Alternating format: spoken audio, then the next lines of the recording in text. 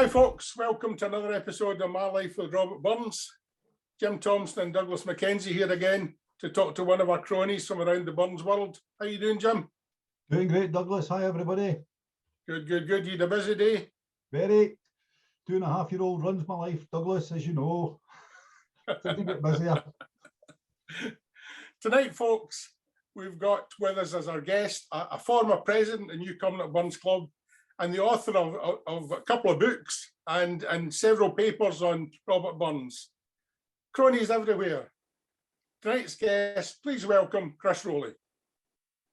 Hello. How you doing, Chris? I'm doing fine. How's yourself?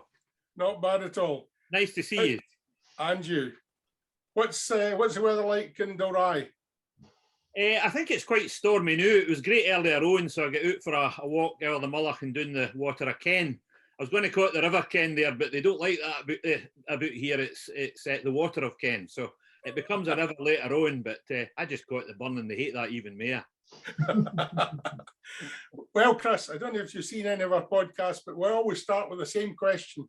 Can you please tell us a little bit about yourself? Well, I'm 64. I was born and brought up in Newcomnup in a house overlooking the Afton in Conal View, and in a mining village, as you can. And my mother still lives there. My father died some years ago, but I was brought up there until I went to Cairnhill Primary School, and then I went to Cumnock Academy, the upper school, and from there I went on to Stirling University when I was about 18 or thereabouts, and I did an honours degree in biology there, graduated in 1980. I then went to Jordan Hill and did a teacher training course there, and I was a biology teacher and a science teacher in Mark College in Troon for about 7 months, and then for about 9 to 10 years in Cumnock Academy, where I was a former pupil, until I got a job with the RSPB, the Royal Society for the Protection of Birds, and I moved down to Galloway with my family, and I've been there ever since. So what did you do with the RSPB? Initially, I was a conservation officer, so I've been interested in birds and wildlife all my life, and the chance to work for the RSPB was a dream come true for me. And also, at the time, I lived in a wee village called Ochiltree, which you'll ken, in Ayrshire, and it was a lovely village, but I had 2 young wains, and they were right in the main road, and we had 700 coal lorries coming by our door every day, and that was going yin way to the Killock and the Barney, to the Killock washing plant.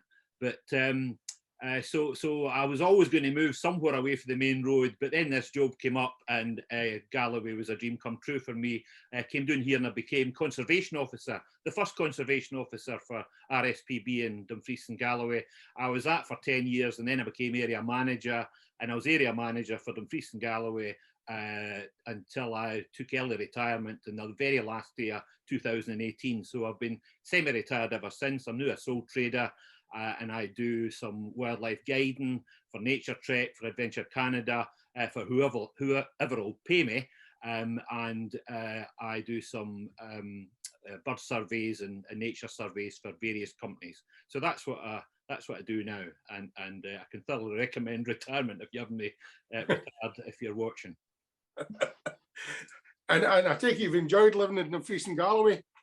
I love Galloway. Aye, it's great. It's handy. We're only 45 minutes for Newcomnup for my mother, but as you know, the landscape and wildlife doing about the Solway in this part of the world is really superb. It's not too busy with folk, but it's handy for Glasgow, for going down south. It's a great place to have brought up my family and to have lived and worked, and I still work and enjoy it. There's maybe a few more conifer trees than I would like, but you can't have everything. And what sort of things does an area manager of the RSPB do? Well, it doesn't do anything now because I'm retired, but I managed an office in Crossmichael since about 2000. And basically, you represent the society, the RSPB, in conservation things. So for a while I managed the reserves team, managed the office team, I had a conservation officer, and they're engaging in any sort of major threat to birds. For example, new forestry schemes in the wrong places, or wind farms, for example, were consulted heavily on them. I was heavily involved in the cockle fishery in the Solway because it was a big threat to wading birds at the time, and still is, although it's closed just now. So bird of prey persecution, monitoring birds and rare birds in particular, taking part in organising national surveys. I could go on. It's just everything that I was interested in, basically, and especially with regard to birds of prey. So I'm still heavily involved with birds of prey, and I'm the chair of the Dumfries and Galloway Raptor Study Group as a volunteer, of course. And I take it raptors your favourite birds, or do you have a favourite? I do. I'd say my favourites are, I've got lots of them, but raven is a favourite. So it's the biggest crow we have, very intelligent birds and wonderful to work with.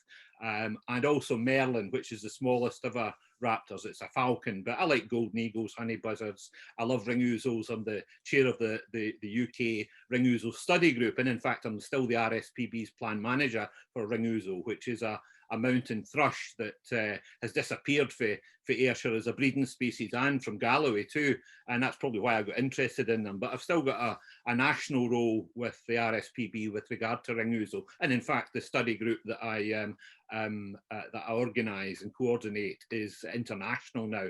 And today I'm delighted to say that I've just booked our first meeting for 2 years. We had to cancel the last one due to the pandemic, but we're having one in March. We meet in Penrith once a year under normal circumstances. So we're having a meeting in March, and I'm delighted that that's coming off after all. And has your interest in birds given you any opportunities for travel?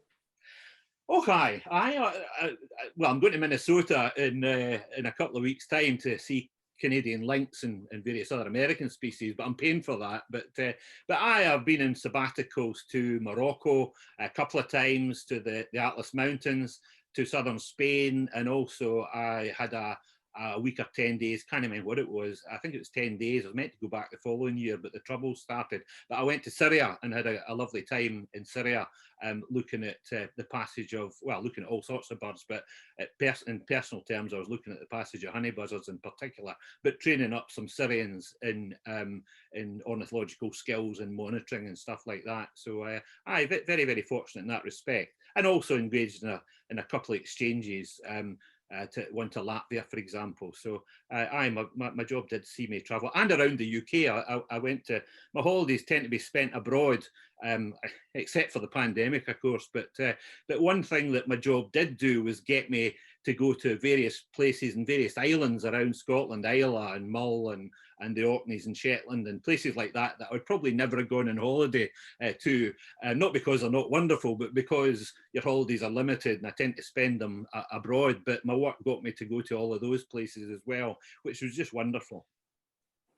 And taking you back to more local birds, I remember you telling me about being involved in a project of reintroducing red kites. Oh, that's right. I project managed the reintroduction of red kites, and it's been a great success. And I coordinated the UK and Ireland red kite committee, advisory committee for 5 years as well. And we've just had a wee bit of to and fro on the internet, on email, in terms of how the populations are doing. And I said in one of my inputs was that my mum and my brother were down for Christmas Day dinner, and they were watching 12 to 15 red kites circling just beyond my house. Just before they roosted. They roost communally, like corvids and like some other birds, but a few raptors really in this country communally roost, but kites do. And I've had 58 or so roosting not that far from my house. And as I say, my mum and my brother were amazed to see 12 circling round from their pre-Christmas dinner seat in my living room, which is quite something when you consider that they were extinct in this part of the world for 130, 140 years. So that's been a great success, and you'll soon have them up in Ayrshire. They're not there yet, we don't think. They're into South Lanarkshire, and they're in the borders now, and they're spreading. We've got a pair just about in Dunmelton, but very, very much looking forward to the first pairs breeding in Ayrshire. and about Newcomnock in particular. They used to breed up the khaki off Afton.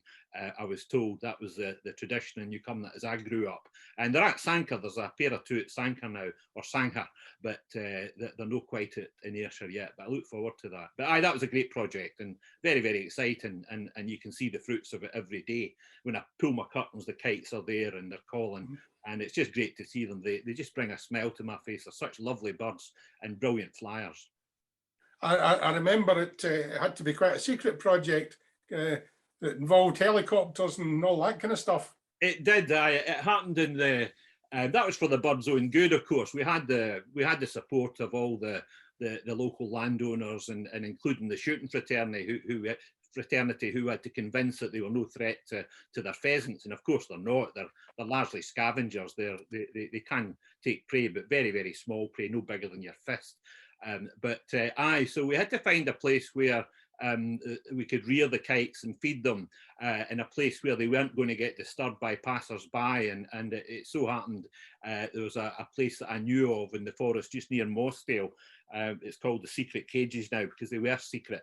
And it's a bit of conservation archaeology. And you can still visit it on the kite trail down here.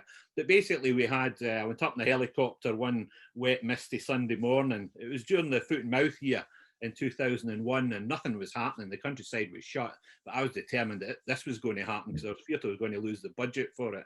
And so I did a lot of lobbying, and we got the go ahead. And I went up one Sunday morning in a helicopter and showed the helicopter driver, a pilot, a clearing in the forest just near Mossvale that I knew was there because we'd put it in for nightjars a few years earlier, but of course the trees had grown up. But that was the perfect place to put the materials in. So having showed him where the hole in the forest was, he then went and picked up the materials and dropped them in there.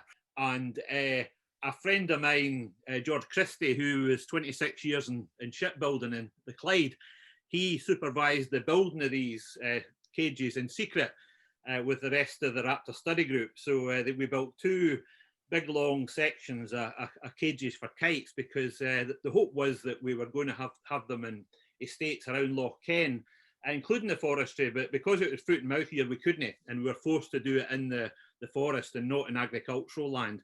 In future years, we could do it in agricultural land, but that year we couldn't. So hence these secret cages in the forest, but they worked very well. One person did discover them, an orienteer teacher for Dalbeattie phoned up my office to say that he'd found these cages full of birds of prey, and they thought we ought to know about it. And we did know about it, and it was very well that he got in touch, but we'd asked him not to tell anybody because this was for the kite release scheme, which was about to take place later that year. And it's been a great success story. We lost a few birds early on to illegal poisoning, but that soon desisted, and then it's been great ever since. And we've got something like 120 pairs or thereabouts now in Dumfries and Galloway, and probably quite a lot that we don't even know about. Tremendous. You'll enjoy them when you get them. Good. Was there anything when you were at primary school that indicated that was the interest you were going to have?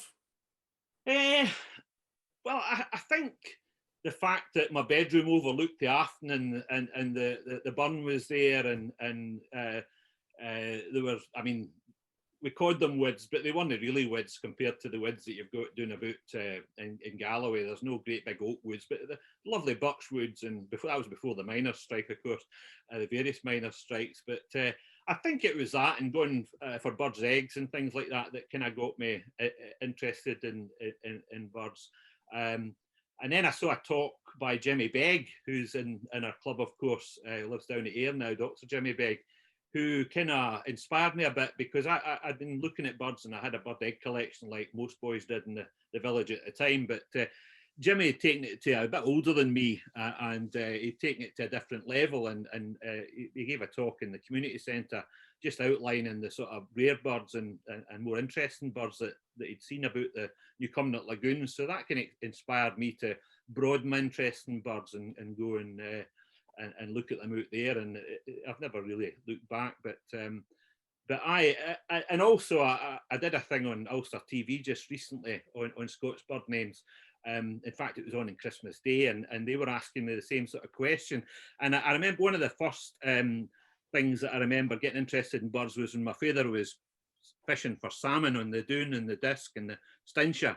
My job was to look out for the water biley while father was fishing. I don't know why, but I never got to fish. But what I did do was I was sitting there bored stiff, really. It was quite tedious, but he'd all the fun. But I got interested in dippers and herons and grey wagtails and goosanders, you know, all the sort of aquatic or riparian birds, and I remember that in particular, and they were just wonderful to watch. There wasn't much else today when you were waiting the water biley coming, but anyway, so these are the sort of things that got me interested. But I guess being grown up overlooking the Afton with the Glen and that, you were always going to be interested in the outdoors and birds in particular. Good. As was Robert Burns, and we'll get you to talk a wee bit about Burns and nature as time goes on. Aye. But having you back at school, I'll pass you over to Jim, because he's going to ask you about how your interest in Burns started. Aye.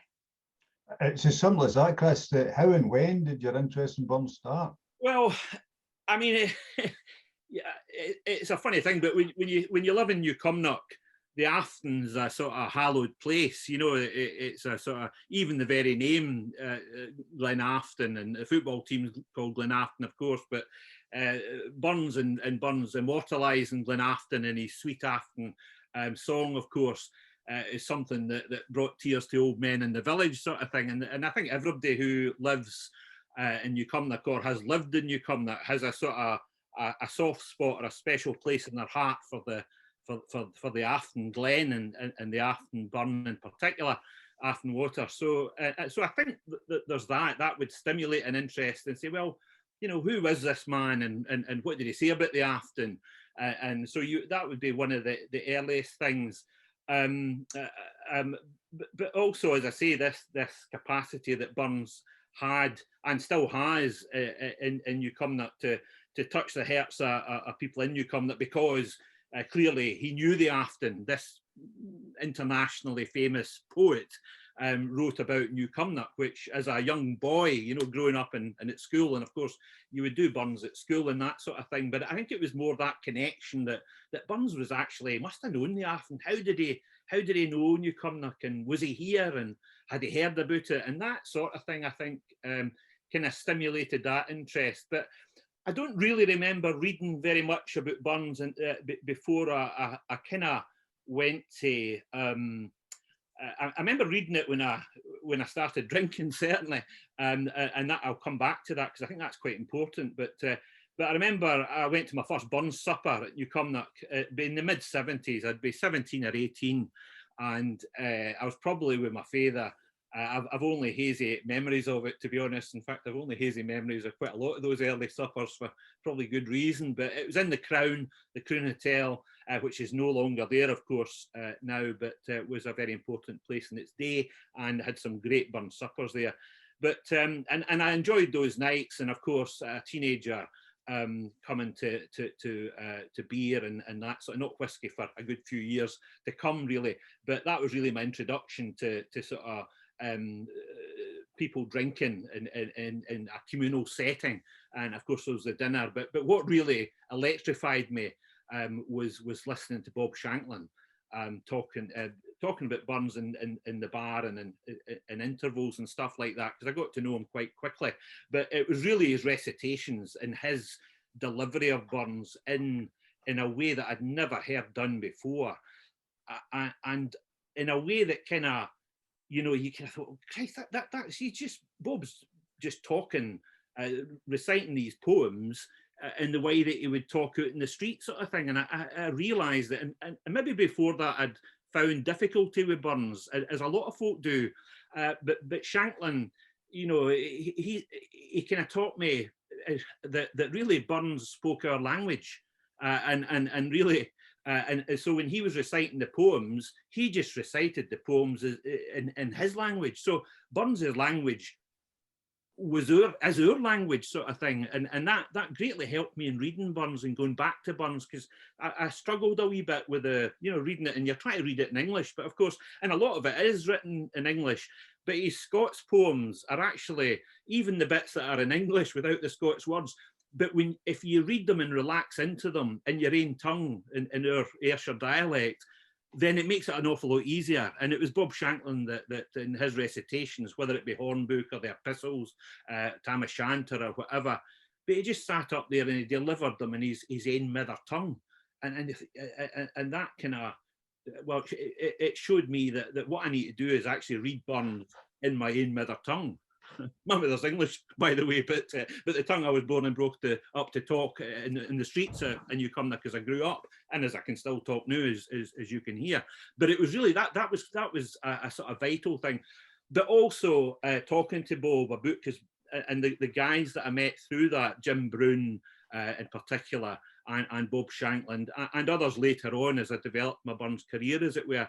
But here was a man in Brown who loved Burns and really loved the poems. And the more I read, the more I got inside Burns's head, if you like, and just fell in love with the way he was describing, you know, his life and times, and also because it's clearly he enjoyed a drink, and he celebrates that in his poems.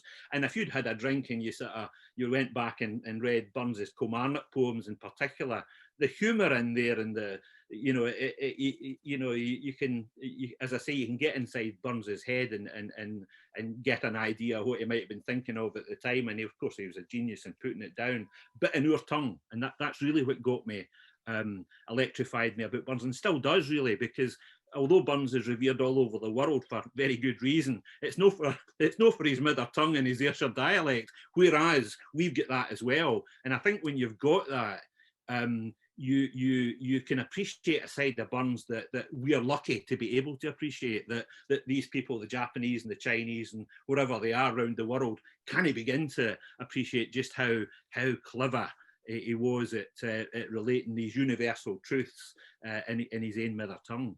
But by geez, he could. You're mentioning recitations. I mean, you're extremely well known for reciting the Holy Fair. How did you arrive at that one?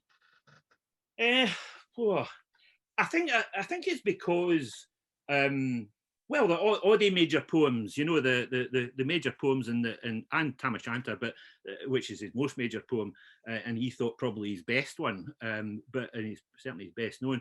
But the major poems, I'm talking about the Epistles and the Holy Fair, Halloween, the Quarter Saturday Night. They poems in the Kilmarnock edition that basically made his name when they were published in Edinburgh and went round the world.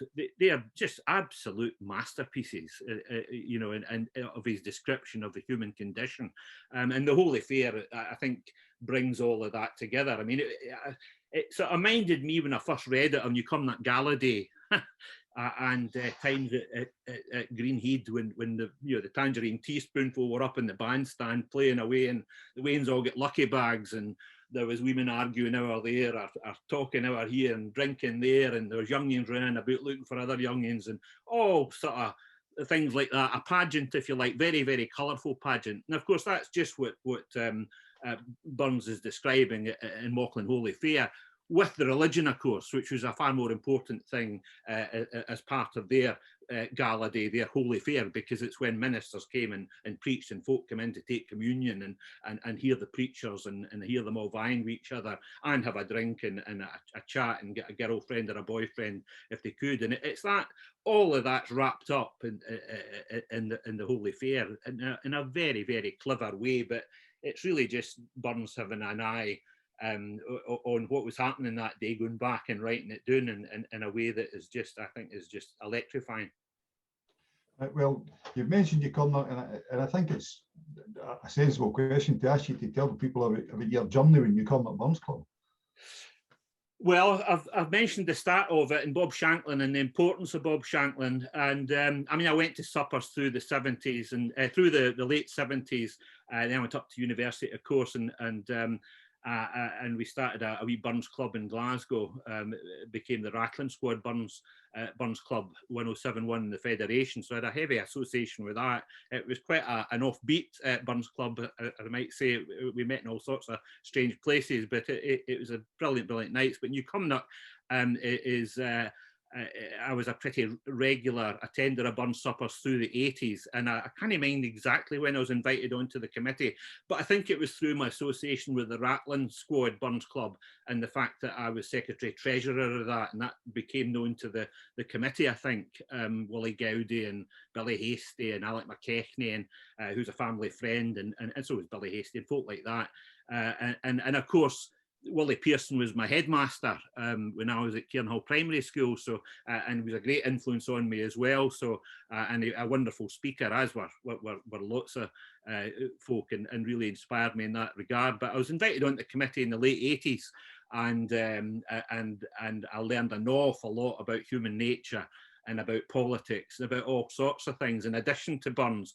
And it was a very, very nervous start, because these guys were very, very experienced, and I could hold my own in terms of Burns, because I had a great love for Burns even at that time.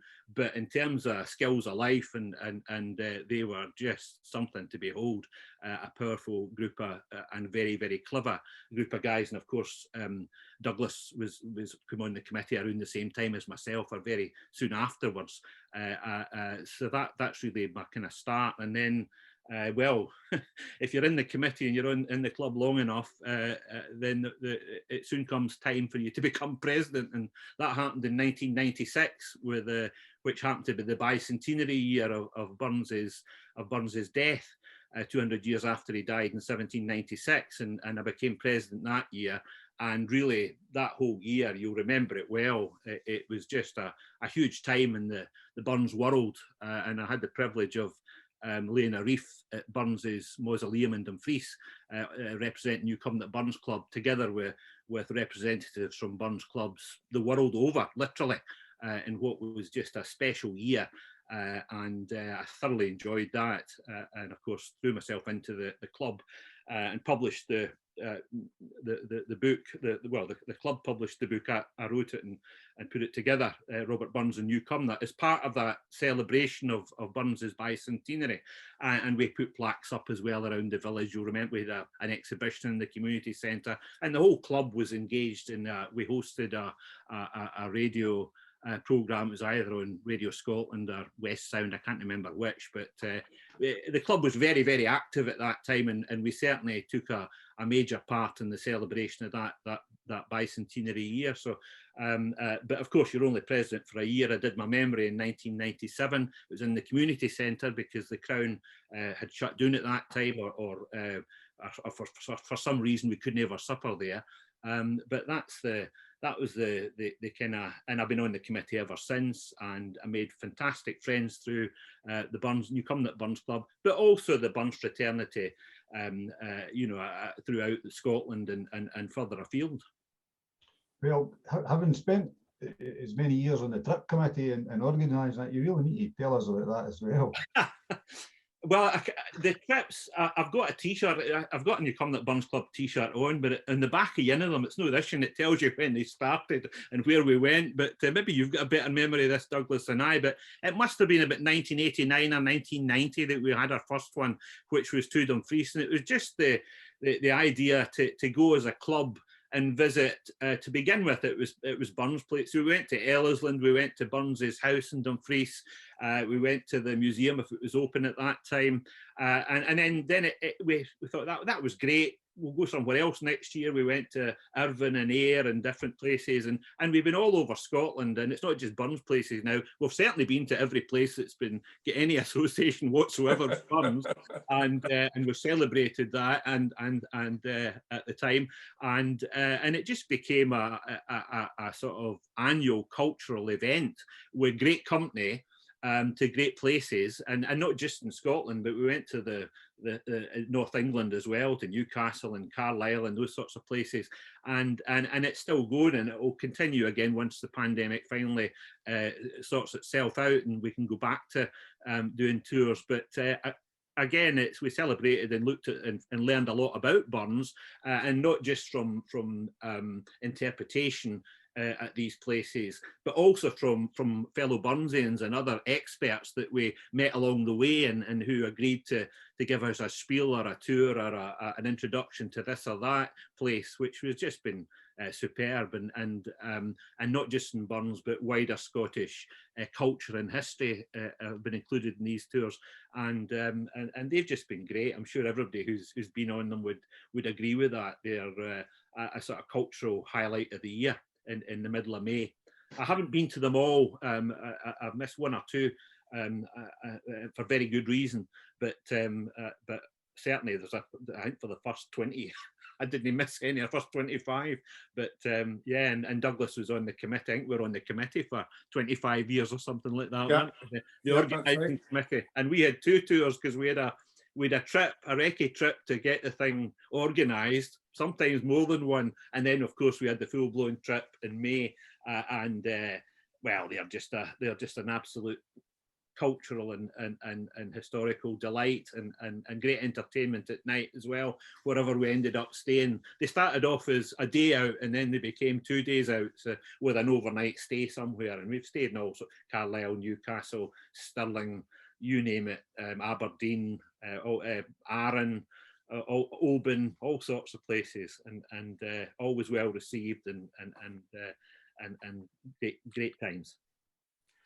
And your first book, Chris, which I think Jim's just about to show us there, yes, and you come that one, was obviously based on a lot of local knowledge, and you mentioned the trip to the north of England, which kind of prompted you to write the second book, Burns in England. Aye. There must have been some challenges in writing these books. Well, the first one, really, the Newcomnach one, was really born out of a sort of, you heard all sorts of things about Burns and Newcomnach, and there was a rumour that he was he stayed in the Castle Hotel, and you know, and of course he knew the Afton. We knew that he knew John Logan of Lecht and Thomas Campbell Penn up in Clough, because he wrote to these guys, and I just had set out to, because I came from Newcomnach and I grew up there and I was in the Burns Club, but over the years I'd gathered as much information as I could, and you found out more, and the more you found out, the more you wanted to find out, sort of thing.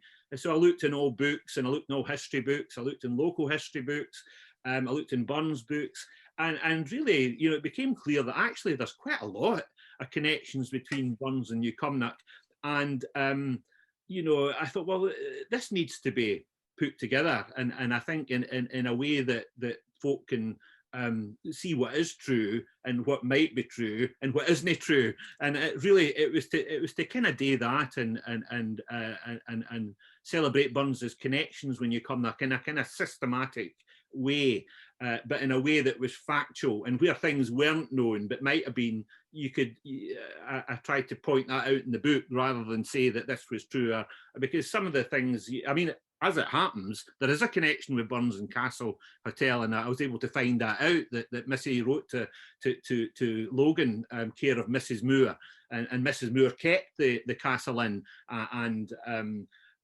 you know, so Burns obviously knew that, so therefore knew the Castle Inn, so he had an association with the Castle Inn, and that's why there's an association of him both at the Castle Inn and the Lake. But also we got to the bottom of where he stayed in Newcomnach that night that he wrote the ode sacred to the memory of Mrs. Oswald of Auchenkrove, because he unquestionably stayed in the Old Mill, which was a hostelry at the time, and indeed was a hostelry for hundreds of years, and the principal inn of the place for hundreds of years, and that's proven beyond doubt. So that's really where the book came from, and obviously they came at a time for the bicentenary, and the committee and the club said, well, if you write the book, we'll publish it, and it was published in Dumfries it was printed by Matt Creedon and by Solway Offset, and of course all the proceeds went to the club, which was great, and they sold out very quickly. I can't mind now how many we produced, something like 200 hardback subscribers edition, and it might have been 300, I can't mind how many softbacks, but basically the hardback subscribers sold out and paid for the production of the book on their own, sort of thing. So we were never going to lose out of it. But they're like hen's teeth now. Folk are at me for them quite often, and I guess you can maybe get them on the internet, but you've really got to wait for somebody dying now to get one. So and I've been revising the text, so I've kind of. I did about 3/4 or 80% of it, and to have as a PDF so that I can, you know, give that to the club, and so if folk want a copy, they can get a PDF copy, sort of thing, if they can't get one of the originals. But I mean, there are a few around, but as I say, they're like hen's teeth. You can't get them in shops unless it's a second-hand shop. We can still get this one though. I think there's some copies of your book about Burns in England still available. There are. There's a handful in here, and the club have got half a box or something like that as well. But but they were never in any shops.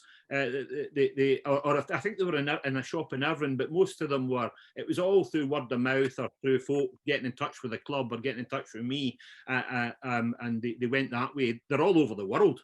That was a bigger edition. I think that was about 1,000 we did for the Burns in England book, because of course it would have much wider appeal.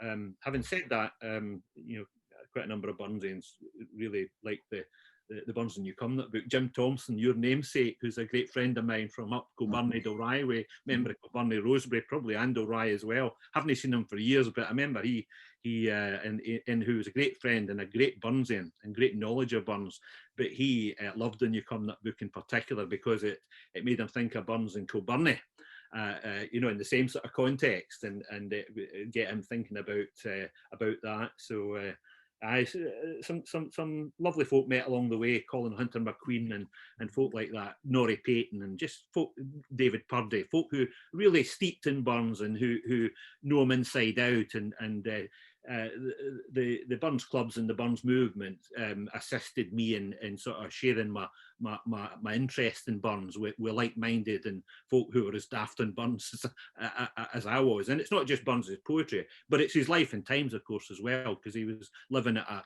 a time of great importance in Scottish history, the Enlightenment, and you know, we were really thriving as a nation, you know, under the Union at that time. Yes, I mean, it's not just locally or Scotland that you've been speaking at Burns suppers. I mean, I know you've been in various places, including New York, and I think it's only fair that you let us have a wee brief rundown of where you've been and what you've been doing.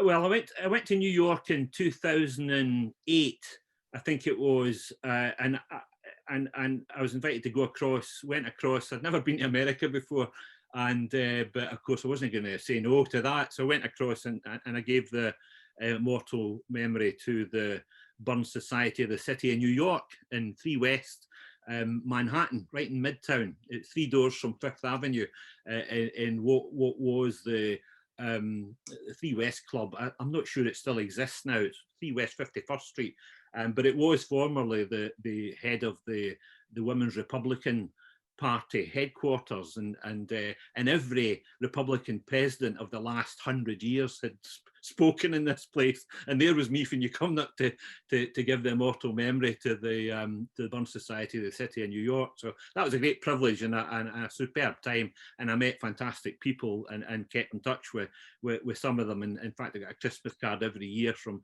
Cleve, a past president of that club, who was my host, and I've been back across to see them, and they've been very good to me. Also, I gave a talk that same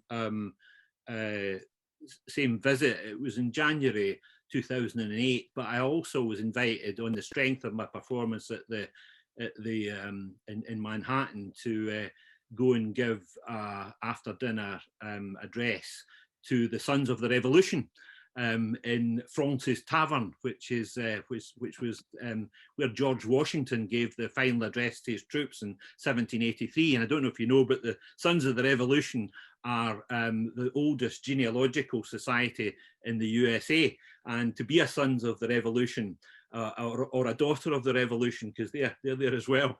But you have to have direct lineage back to somebody who was involved in the revolution against the British and back in 1776 sort of thing. So that's their phone number as well.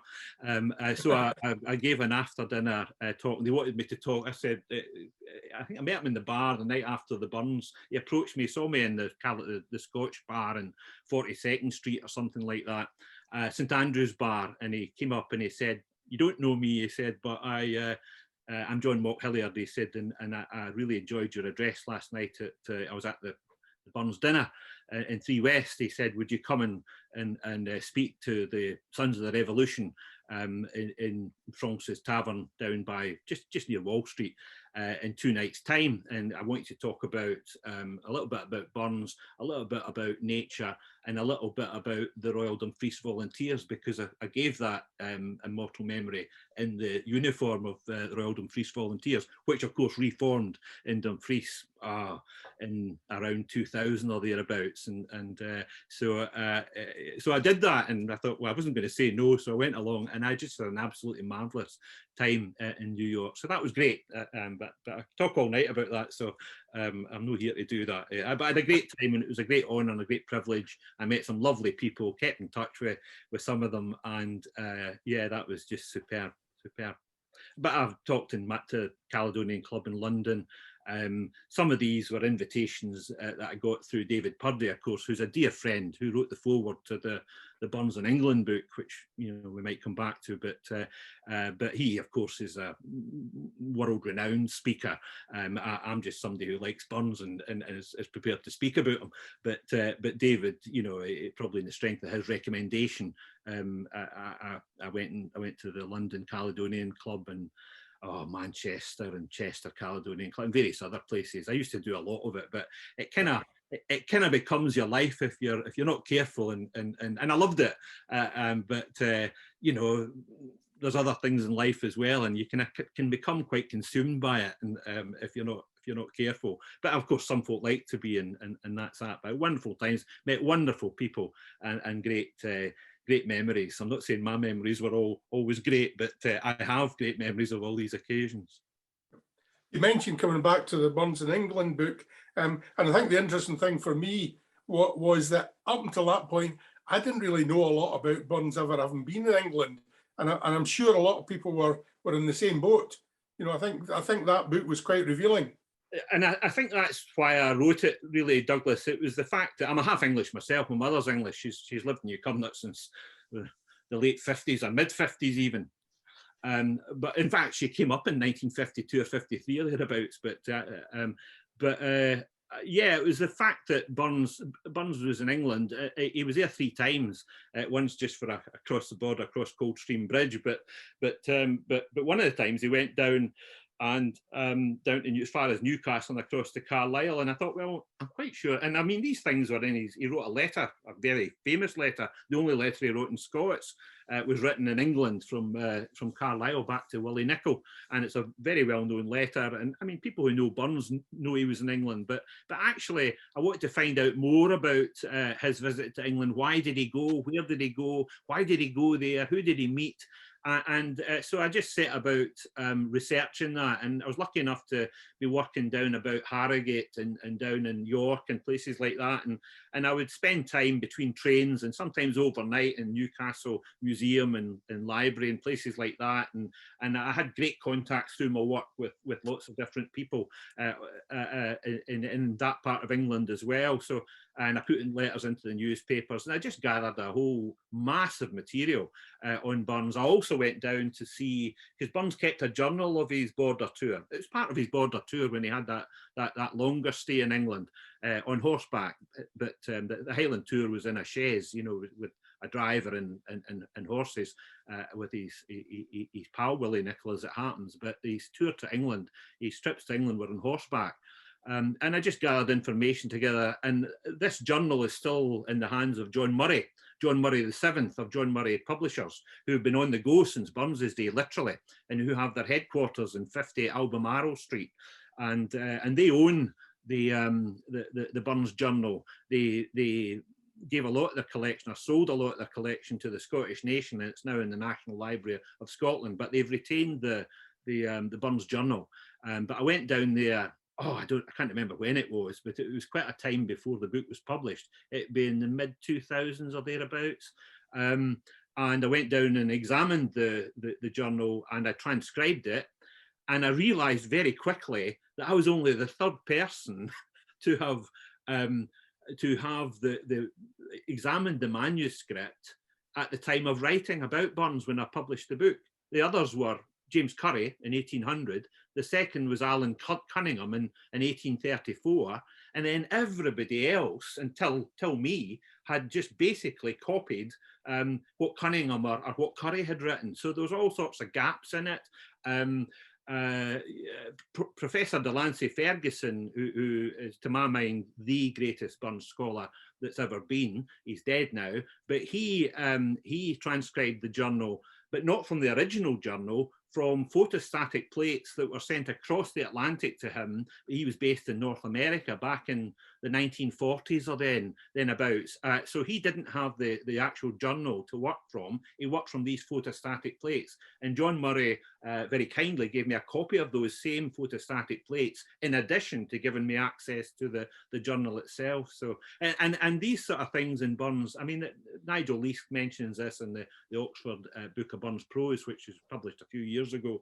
But you know, that's fairly unusual, but it's not that unusual. Quite a lot of Burns writers, and there's been thousands of them over the last 200 years, a lot of them just, you know, copy what other folk have written, and without going to any great trouble to find out if they've made any mistakes or other bits missing, etc. And in the Burns Border Journal, there were, and there's some important things that previous biographers had missed. So yeah, that book was great. I thoroughly enjoyed the research, and actually, I mean, I love Burns's poetry clearly, and his songs, but I actually love the research and that aspect of. So that's why I'm fascinated by what's going on at Glasgow University now, and their production of these new Oxford editions of the works, the letters, and the prose, etc., which really fascinates me. And I'm not alone in that. There are others in Scotland and indeed across in the US who are interested in that as well. It's fascinating. Chris, you mentioned your research there, but you're well known now in terms of discovery of manuscripts. Can you tell everybody about that?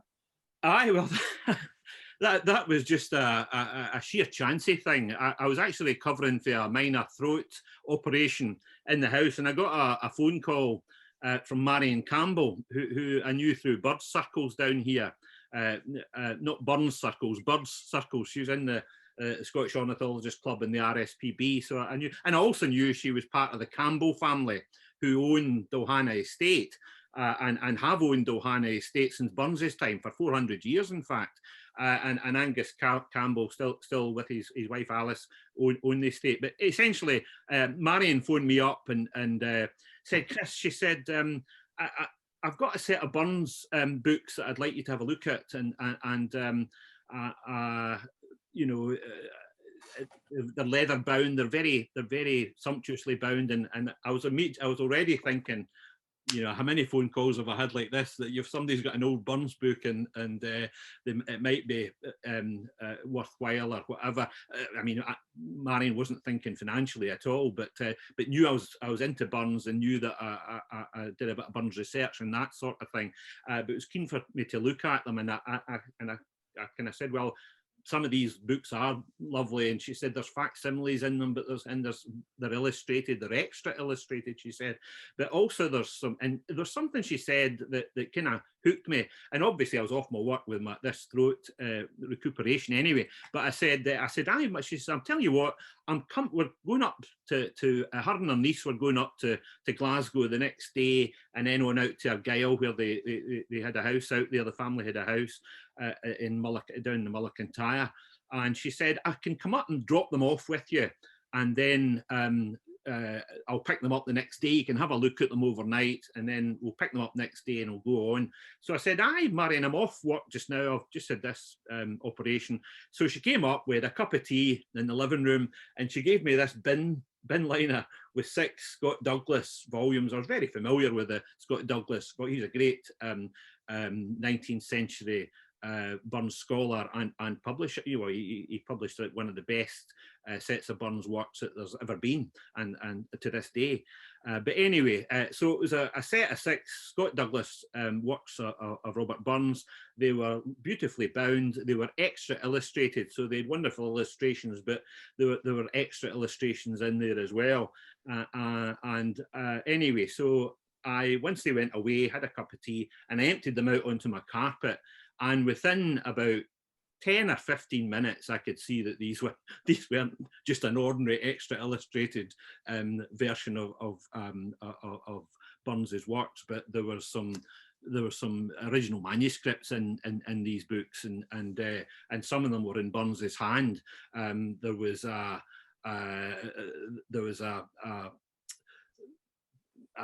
handwritten ink manuscript of Phyllis the Fair, and I could immediately see there was a variation in it that I wasn't aware of. So that was an original Burns. It was in Burns's paper, watermarked, and I've seen a lot of Burns's manuscripts. I know his handwriting pretty well. I know Antique Smith's handwriting pretty well as well, and he's pretty good. But this was Burns. There was a pencil fragment of addressed to a woodlark, or an early version of it, and there was a letter from Clorinda to Dr. Maxwell, which I knew hadn't been seen or appreciated by Burns scholarship. There was a letter to Burns from Andrew Aitken, that's of epistle to my young friend. There was a letter from George Thompson to Burns in George Thompson's, and these are original manuscripts, and these were tipped into the volumes of this extra illustrated edition.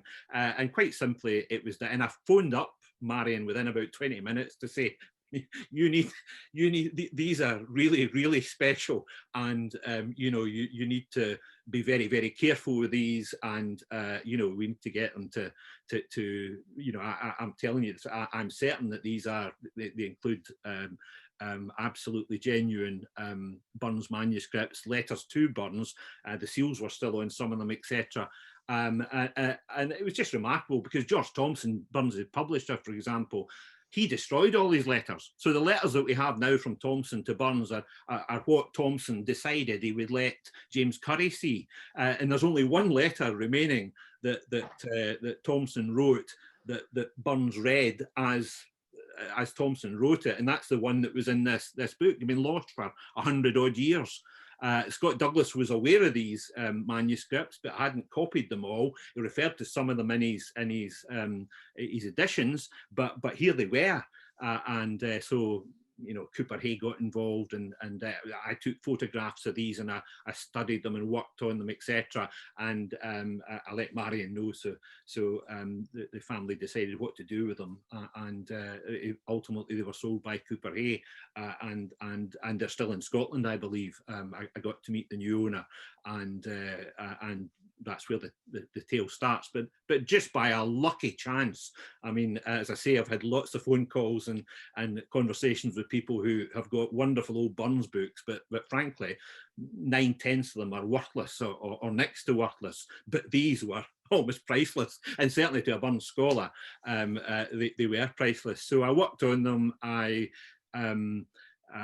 gave a talk. I think you were at that talk. You might have been at it as well, Jim, but certainly, Douglas, you were there, because I think we had dinner afterwards, and I gave a talk at Glasgow University's annual sort of Burns and Scottish Literature conference, and revealed these to the public. There was a bit of TV coverage and radio coverage, and it was in all the papers at the time, because here was a letter from Clorinda, Mrs. McElhose, to Dr. Maxwell, Burns's physician, inquiring how Burns had died, and you know, looking for her letters back, you know. And this was just you know, weeks after Burns had died, which was completely unknown to Burns scholarship. So that happened. And I think I got the manuscripts in 2010.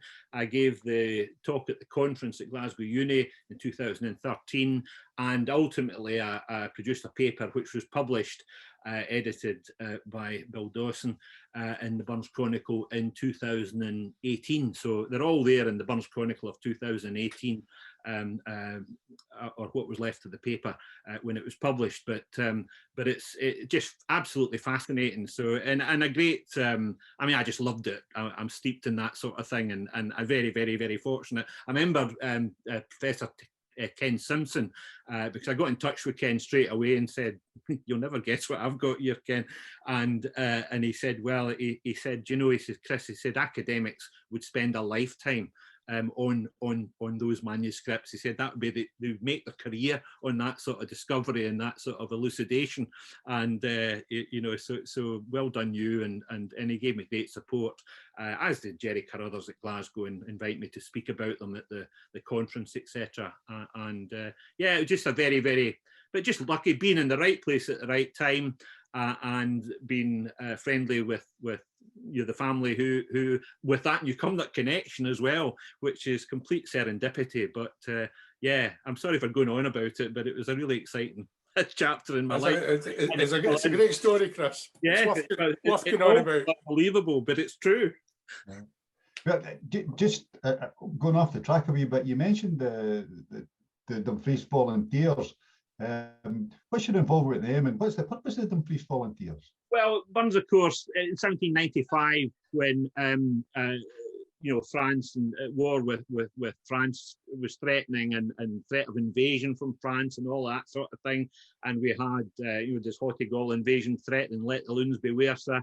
And the Dumfries Volunteers were formed. Burns was a part of that. It was a time in his life when he felt he had to show some commitment to the United Kingdom of Great Britain, and that he wasn't such a rebel after all. Certainly not when it came to war with France. And of course, he drilled with them. He attended their drills and their meetings, etc.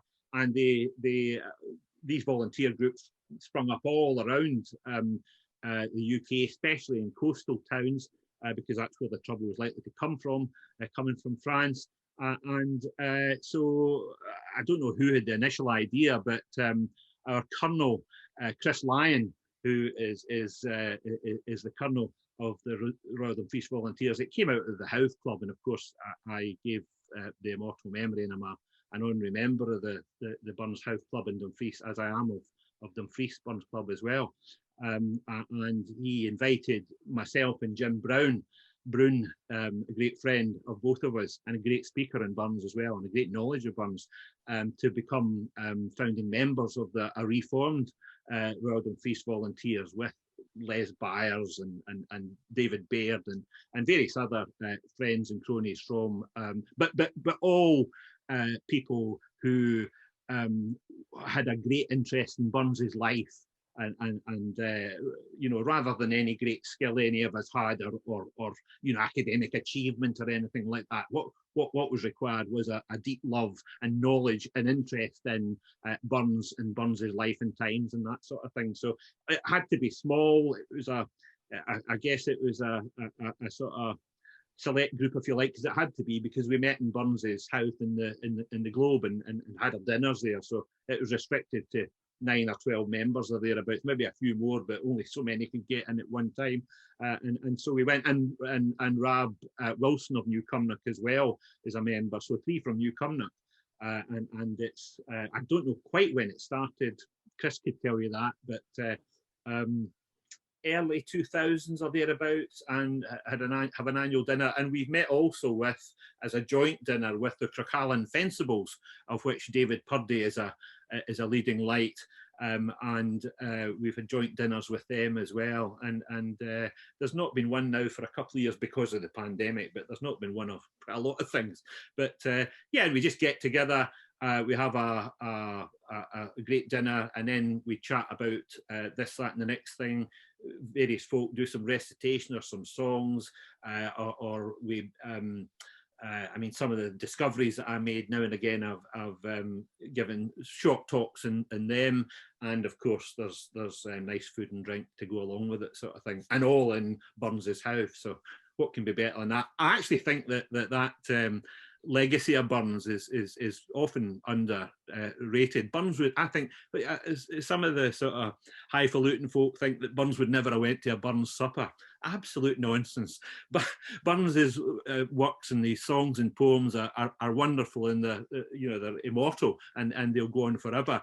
But I think Burns would be absolutely thrilled to bits to think that people were getting together with a bit of poem and song and having a drink and a chat and some music in his name. I think he would be absolutely thrilled to bits that was happening, because that was his thing, with socializing and song and good chat and cheer and a laugh, etc. And what can be wrong with that? And I think that's one of the legacies, as I say, right round the world as well. Folk gather for some simple things: song, dance or music, poems, good food, a bit of drink, and good cheer. And the world could do a bit more of that. You're absolutely right. And although we can't do any of the dancing or the singing on Zoom, I wonder if you could maybe finish off this episode for us by maybe giving us an example of some poetry.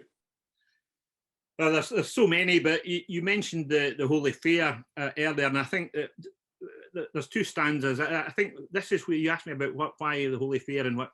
And Burns, these two stanzas, they're in the middle of the Holy Fair, and he liked to drink, clearly. But he also appreciated that there were folk who weren't that interested in drink, and he observed them. And these two stanzas, the first one celebrates drink, and the second one, you can just about see him sitting in his chair with his pen, with his quill, thinking back on the Holy Fair when he's creating that poem, and thinking what was happening, and he's putting a stanza down, and he's dealt with a drink, and then he thinks about the folk who are in the corner who are they're involved in other things, and these two stanzas, which are consecutive, one comes after they succeed each other, and the second one succeeds the first in the poem, bears this out, and his skill as an observer and in crafting a wonderful poem. But they go like this: leaves me in drink, it geeses mair than either skill or college. It kindles wit, it waukens leer, it pangs us fu and knowledge. Be it whisky gill or penny wheat, or ony stronger potion, it never fails on drinking deep to kittle up our notion by nicht or day. The lads and lassies blithely bent to mind-based soul and body, sit round the table weel content and steer about the toady. And this yin's dress and that yin's luck, they're making observations, while some are cosier than yuck and forming assignations to meet someday. Well done. And what a perfect way to finish off. Yeah, that contrast, he saw it all, and he revelled in it all, and he didn't judge, And finishing off with to meet someday, I'm sure a lot of folk in our audience will want to meet you someday, Chris. Well, I hope I'm looking for it to getting together again. Good. And it just leaves me to say thank you very much for telling us about your life with Robert Burns. Thanks very much, Chris. Thanks very much indeed. I've enjoyed talking to you.